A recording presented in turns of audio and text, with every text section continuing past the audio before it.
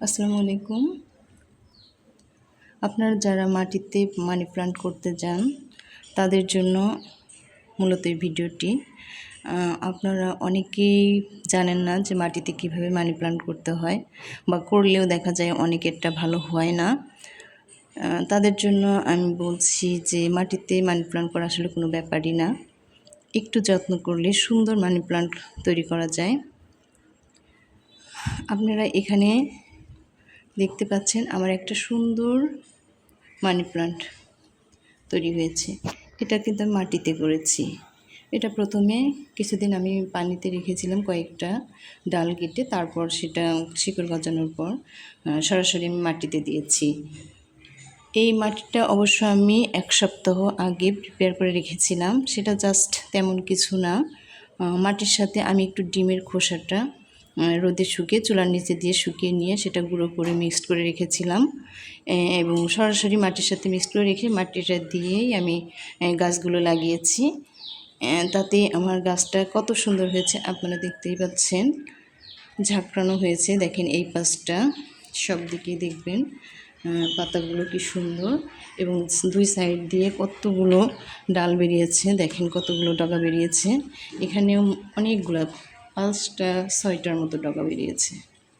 আপনারা দেখুন, 1টা 2টা 3টা 4টে, যে এখানে ছোট কতগুলো আছে অনেকগুলো, এবং পাতাগুলো কত বড় বড় হয়েছে।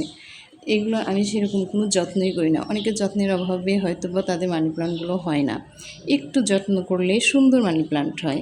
আর ন্যাচারাল সব কিছুই ভালো লাগে আমার।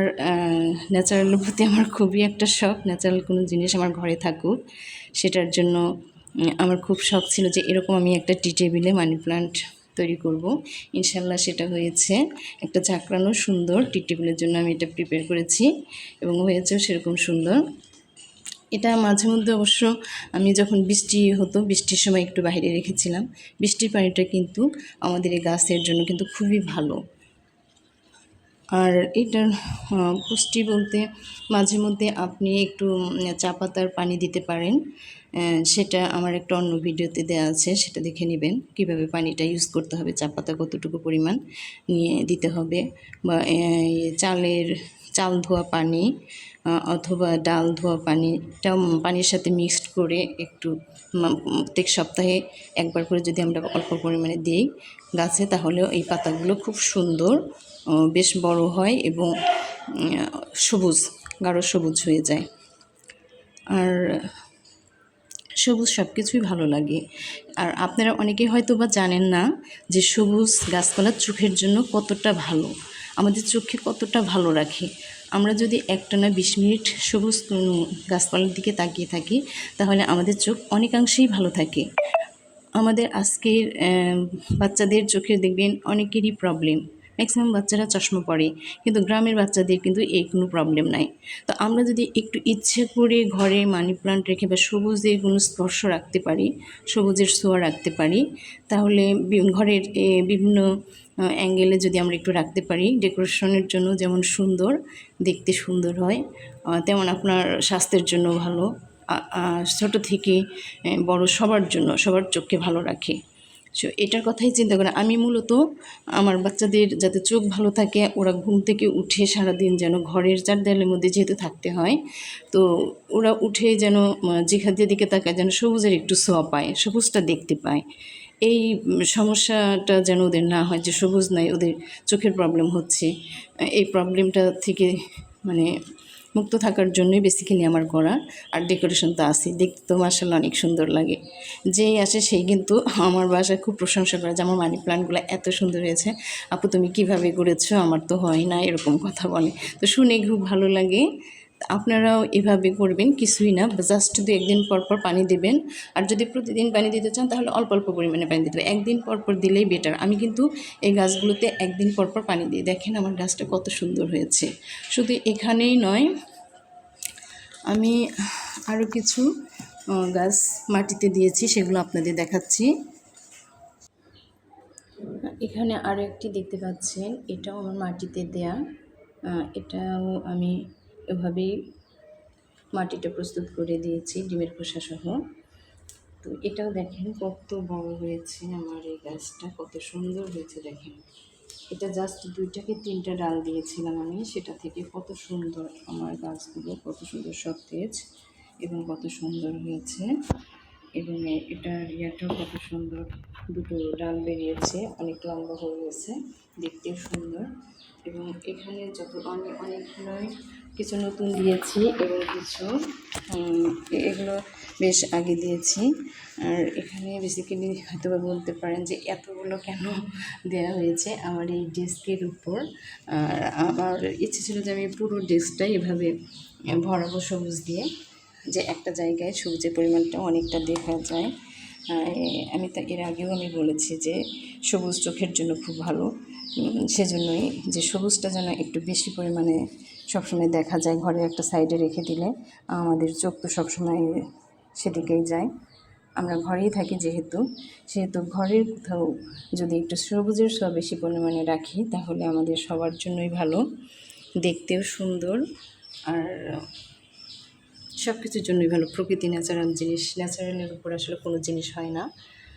আর সবগুলো কত সুন্দর হয়েছে দেখেন পাতাগুলো।